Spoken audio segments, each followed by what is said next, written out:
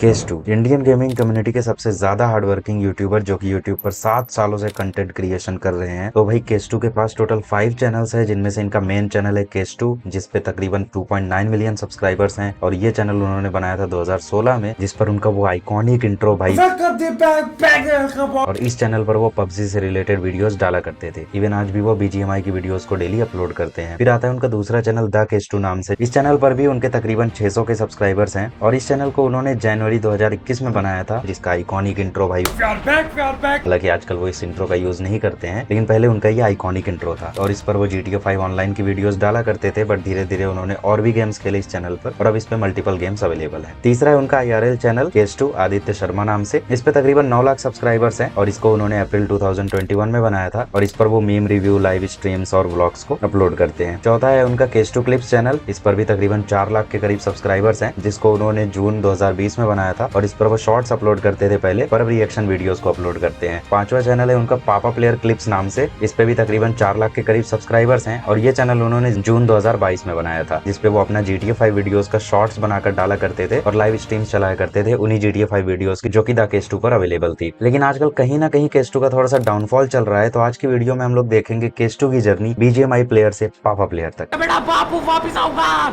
Come back करूंगा, come back.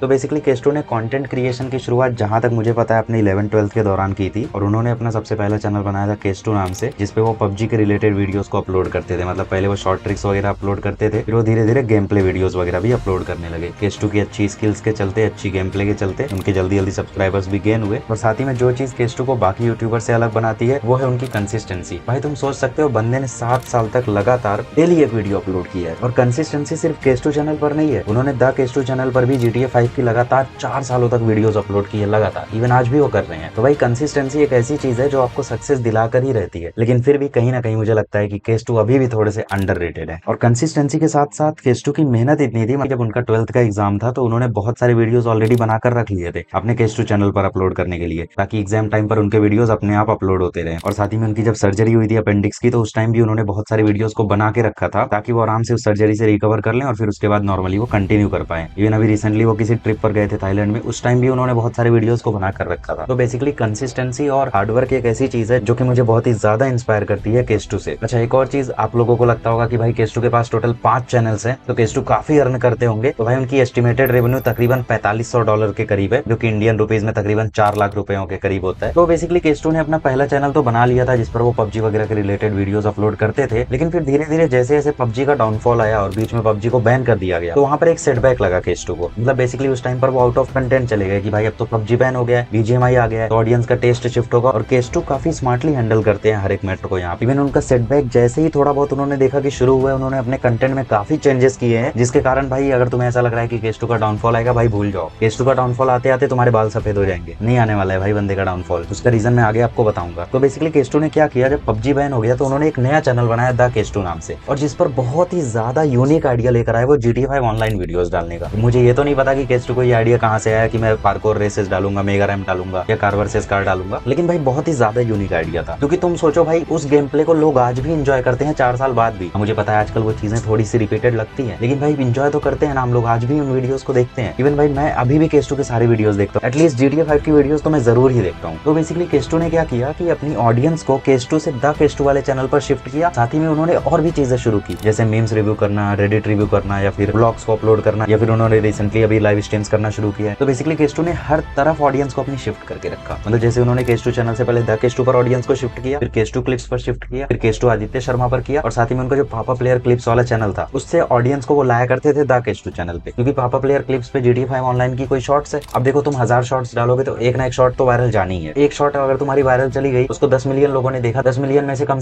10,000 लोग तो होंगे जो सर्च करेंगे कि भाई इसका पूरा गेम प्ले मैं कहाँ देख सकता हूँ। Even I was one of them भाई, जिसने केस2 के सबसे पहले वीडियोस पापा प्लेयर क्लिप्स पर देखे थे। इसकी मैं पूरी स्टोरी आपको बताऊंगा। तो बेसिकली वहां से फिर वो ऑडियंस को शिफ्ट किया। तो काफी स्मार्टली हैंडल किया है केस2 ने यहाँ पे चीजों को। अब आई डोंट नो भाई केस2 के पीछे कोई एजेंसी है या फिर नहीं, लेकिन भाई सैल्यूट है बंदे को। केस2 के लिए यहाँ तक सारी चीजें बहुत ही ज्यादा अच्छी थी। जैसे वो आज वीडियो डाला करते थे तो कल तक 1 लाख व्यूज हो जाया करते थे द केस2 चैनल पर। इवन केस2 चैनल पर भी, केस2 क्लिप्स चैनल पर भी, हर एक चैनल पर उनके 1 लाख के करीब व्यूज तुरंत आ जाते थे। और बाकी वो वीडियो जैसे जैसे टाइम बीतता था वैसे वैसे वो वीडियो की रीच बढ़ती थी, 2 लाख 3 लाख के करीब व्यूज जाते थे उन वीडियोस के। तो बेसिकली केस2 का सब कुछ सही चल रहा था, लेकिन फिर धीरे धीरे केस2 ने जो पार्कोर रेसेस है वो डालना ज्यादा कर दिया। इसके वजह से उनका कंटेंट थोड़ा सा रिपीटेटिव हो गया, थोड़ा सा उनका सेटबैक शुरू हुआ। मैं इसे डाउनफॉल नहीं कहूंगा, क्योंकि डाउनफॉल इसको नहीं बोलते हैं भाई, ठीक है। डाउनफॉल देखना है तो टेक्निकल गुरुजी को देखो। तो टेक्निकल गुरुजी की वैसे केस टू के साथ अलग ही कहानी है, जिसको हम लोग आगे डिस्कस करेंगे। तो बेसिकली केस टू का थोड़ा सा सेटबैक यहाँ पे शुरू हुआ था, क्योंकि ऑडियंस जो है वो कार वर्सेस कार को ज्यादा एंजॉय करती थी केस टू का। हालांकि मुझे मेगा रैंप रेसेस सबसे ज्यादा पसंद थी और कार वर्सेस कार सबसे कम पसंद था। बार बार जब रेस दिखता है, मतलब बार बार गाड़ी ठुक रही है, बार बार गाड़ी गिर रही है, चेक पॉइंट नहीं मिल रहा है, तो थोड़ा सा एक फ्रस्ट्रेशन भी डेवलप होता है। तो इस वजह से बेसिकली कहीं ना कहीं मैं कार वर्सेस कार को उतना एंजॉय नहीं करता था। बट मेगा रैंप ऐसा है, मतलब मैंने हर एक मेगा रैंप केस टू का कम से कम 5 से 6 बार देखा होगा। इवन अभी भी मेरी छुट्टियां चल रही है तो मैं डेली मेगा रैंप वीडियोस देखता हूँ केस टू के। बाकी पार्कोर रेसेस भी मैं एंजॉय करता था, लेकिन जैसे जैसे केस टू ने पार्कोर रेसेस को ज्यादा डालना शुरू किया, वैसे वैसे ऑडियंस भी धीरे धीरे कम होने लगी। फिर वो मिस्ट्री बॉक्स चैलेंज लेकर आए, सुमो ट्रक वाला चैलेंज लेकर, रनर वर्सेस हंटर लेकर आए, बहुत सारे टाइप की उन्होंने रेसेस खेली है। लेकिन फिर भी ये सारी रेसेस लिमिटेड थी, मतलब कितना तुम खेल लोगे। पार्कोर एक ऐसी चीज है जो कि यूनिक बनता रहता है। तो बेसिकली उसको उन्होंने अपलोड करा, लेकिन धीरे धीरे ऑडियंस ड्रॉप हुई। 1 लाख से 90,000 हुई, 90,000 से 80,000 हुई,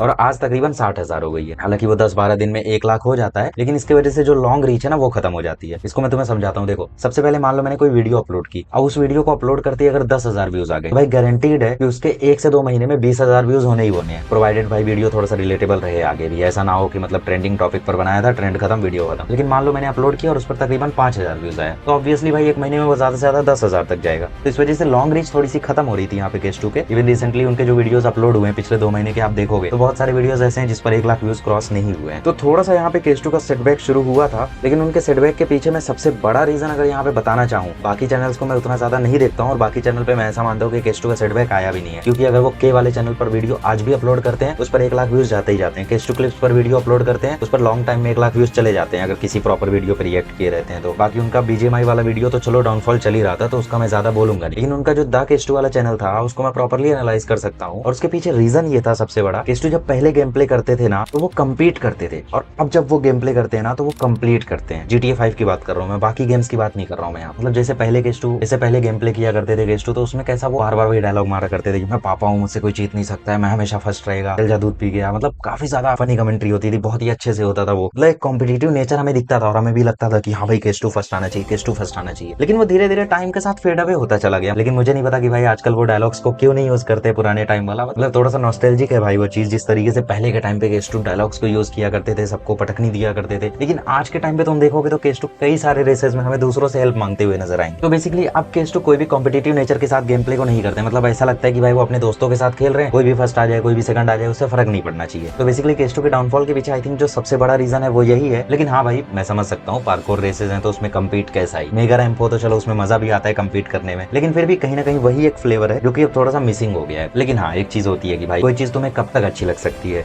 एक टाइम लिमिट तो हर चीज की होती है भाई। तो बेसिकली वही चीज यहाँ पर भी है भाई, अगर वो सेम डायलॉग के साथ सेम चीज के साथ अगर आज भी खेलेंगे तो मे भी उतने ही व्यूज आए जितने आ जा रहे हैं। खैर जो भी है, केस टू की कमेंट्री तो आज भी मुझे बहुत ही ज्यादा पसंद है। तो रिसेंटली हमने IRL में अभी देखा था, केस टू ने जो स्ट्रीम की थी उसमें उन्होंने बताया था कि वो अपनी 7 ईयर्स की जो स्ट्रीक है केस टू चैनल पर वो ब्रेक कर रहे हैं, क्योंकि केस टू अभी इंस्टाग्राम रील्स और बाकी सारे चैनल्स पर ज्यादा फोकस करना चाहते हैं। तो आई थिंक ये एक अच्छा डिसीजन था। और मैं पर्सनली बताऊं तो मैं उनके PUBG वाले वीडियोस को नहीं देखा करता था, और आई विश भाई उनके इंस्टाग्राम पर भी तगड़ी रीच हो, तगड़ी फैन फॉलोइंग हो केस टू की, और हम लोग बोल सके भाई कि हम लोग केस टू को बहुत टाइम से देखते हुए आ रहे हैं। तो बेसिकली केस टू आज के टाइम पर था केस टू चैनल पर GTA 5 को थोड़ा सा सप्रेस करने की कोशिश कर रहे हैं। मतलब ऑडियंस चलो आज भी पसंद करती है GTA 5 को, लेकिन हम ये चीज 1 साल पहले से देख रहे हैं। जैसे उन्होंने जब शिंकासेन गेम खेला था तो मुझे आज भी याद है उसका जब पहला गेम प्ले उन्होंने डाला था उस दिन GTA 5 की वीडियो नहीं आई, and I was really shocked. भाई मैंने पहली बार देखा था कि केस टू ने वीडियो नहीं अपलोड की है। तभी से आई थिंक केस टू के मन में चल रहा था कि हम लोग GTA 5 को थोड़ा सा सप्रेस करते हैं, क्योंकि GTA 5 के व्यूज तभी से थोड़ा थोड़ा डाउन होना शुरू हो गए थे। तो वहां पे केस टू उस डिसीजन को नहीं ले पाए, क्योंकि लोग कमेंट्स में बोलने लगे कि भाई कहाँ है GTA 5 की वीडियो कहाँ है। तो खैर उन्होंने कमबैक तो किया, लेकिन उन्होंने अब बाकी सारे गेम प्लेस की मात्रा बढ़ा दी है, और आई थिंक ये एक अच्छा डिसीजन भी है। और एक और बात है भाई कि केस टू की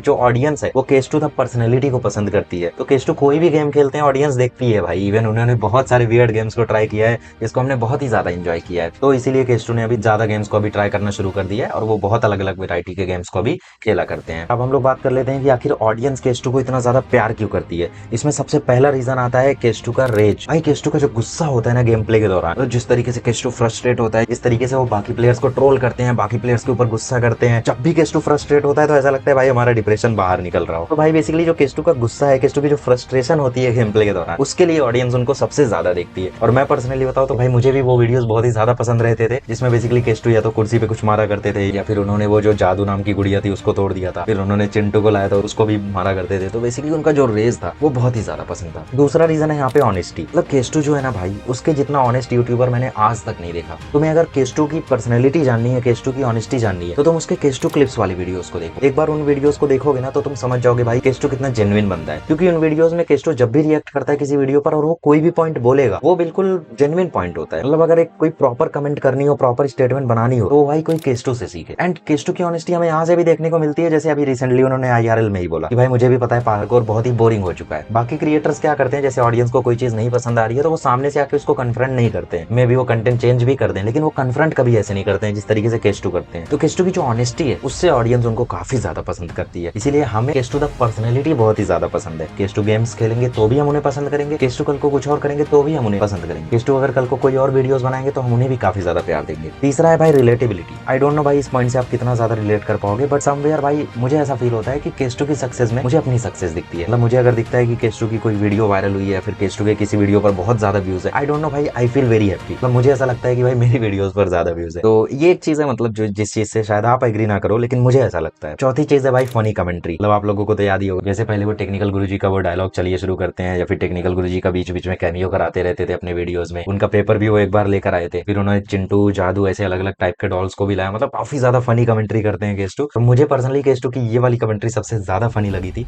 अगर तुम एक इंसान हो, अगर तुम एक मैन हो, ठीक है, अगर तुम एक बॉय हो और तुम्हें BTS पसंद है ना, मैं तुम्हें बता रहा हूँ तुम्हारी जिंदगी फेल है अभी से, तुम्हारी जिंदगी अभी से फेल है। और अगर तुमने ये कर रखा है जिंदगी में तो तुमसे नल्ला और बेरोजगार कोई होगा ही नहीं इस दुनिया में, कि तुमसे जिंदगी में कुछ नहीं होगा, तुम नल्ले रहोगे। मजाक क्या, तुम्हें BTS फैन हो, तुम गाने सुनते हो, चलो फिर भी कोई बात नहीं, दैट्स ओके। गलती से एक गाना सुन लिया उसके बाद पसंद नहीं, दैट्स ओके, आई अंडरस्टैंड। लेकिन तुम मत बता बेक, तुम मत बता बेक। If you love BTS and you are boy, कुछ नहीं होगा तुमसे जिंदगी में, तुम्हारी जिंदगी खत्म है, कोई नल्ले हो तुम। तो एक बार अपने आप को सोचो, तुम्हारे पापा एक मैन है, ठीक है, डू यू एग्री? हर कोई एग्री करेगा इस बात पे, एग्री? नल्ले तक बैक। सोचो तुम्हारे पापा BTS के फैन है, सोचो जरा तुम। सोचो तुम कभी ऐसा हो सकता है, ऐसा कभी नहीं हो सकता। तुम अपने पापा से रात को जाके आंखें मिला लेते हो, BTS के फैन होगे, हाँ अक्सर आप मिला लेते हो अपने पापा से जाकर। सोचो तुम्हारे पापा कितने दुखी होंगे कि उनका बेटा बाल पोस्ट कितना बड़ा किया, उनका बेटा BTS नाच कर रहा है। लिटरली तुम यकीन नहीं करोगे भाई, मैंने इस कमेंट्री को तकरीबन 7 से 8 बार देखा था पहली बार में, और उसके बाद मैंने इसको अपने हर एक दोस्त को दिखाया था जो भी मेरे आसपास बैठे थे। वाला भाई तेरा ये देख, तो भाई मेरे दोस्तों को भी काफी ज्यादा पसंद आया था उस टाइम। पांचवी चीज है एक्टिव कम्युनिटी एंगेजमेंट। देखो केस्टू जो है आपको पता ही है वो कितने ज्यादा कंसिस्टेंट है, तो वो लगातार वीडियोस को अपलोड करते रहते हैं जिससे ऑडियंस उनसे काफी ज्यादा कनेक्टेड रहती है। बाकी यूट्यूबर्स क्या करते हैं, आज वीडियो डाला 4 दिन वीडियो नहीं डालेंगे, फिर वीडियो डाला फिर नहीं डालेंगे। तो इससे होता यह है कि एक कनेक्शन बनता है फिर टूट जाता है, फिर बनता है फिर टूट जाता है। तो होता यह है इसमें कि 1 महीने में 2 महीने में आप उस यूट्यूबर की वीडियो को देखना छोड़ दोगे, क्योंकि आपको पता है भाई कभी कभी वो वीडियो लाता है, चलो बाद में देख लेंगे। लेकिन अगर कोई यूट्यूबर डेली वीडियो लाता है तो फिर आपको वो एक शेड्यूल बन जाता है। और अगर मैं तुम्हें अपनी जर्नी थोड़ी सी बताऊं केस्टू के साथ, तो बेसिकली 2022 सितंबर के मंथ से मैं केस्टू को देखता हुआ आ रहा हूँ। एक्चुअली हुआ ये था कि बेसिकली मेरा ड्रॉप ईयर था और मैं कोटा में जेई की प्रिपरेशन कर रहा था। सो एट दैट टाइम भाई प्रिपरेशन ऐसी है, ऊपर से जेई का एग्जाम, तो थोड़ा बहुत टेंशन डिप्रेशन ये सब होता रहता है भाई, नॉर्मल है। तो बेसिकली ऐसे मैं एक दिन शॉर्ट्स स्क्रॉल कर रहा था और शॉर्ट्स स्क्रॉल करते करते मेरे पास पापा प्लेयर क्लिप्स नाम का एक चैनल आता है, जिस चैनल पर मैं केस्टू के वीडियो को देखता हूँ। सबसे पहली बार मैंने वहीं देखा था केस्टू को। मैं देखता हूँ भाई ये कौन बंदा है, ये इतना रेज क्यों कर रहा है, इतना गुस्सा क्यों कर रहा है। फिर उसके बाद उनके केस्टू क्लिप्स के भी 2-3 शॉर्ट्स है मेरे पास, फिर मैंने थोड़ा बहुत गेम प्ले देखा। फिर बेसिकली 2-3 दिन तक लगातार उनके शॉर्ट्स मेरे में रिपीट हुए। मतलब मैं तकरीबन 15-20 मिनट ही शॉर्ट्स देखा करता था। उस टाइम में थोड़ा सा शॉर्ट्स से एडिक्टेड था। जितना भी देर तक मैं देखता था उसमें से 4-5 शॉर्ट्स पता नहीं क्यों केस्टू के आते थे। पहली बार जब मैंने वीडियोस देखा था तो उतना कुछ एडिक्टिव मुझे नहीं लगा था, लेकिन एक वो होता है ना कि एक मार्क छूट जाता है आपके दिमाग में कि हाँ भाई वो चीज थोड़ी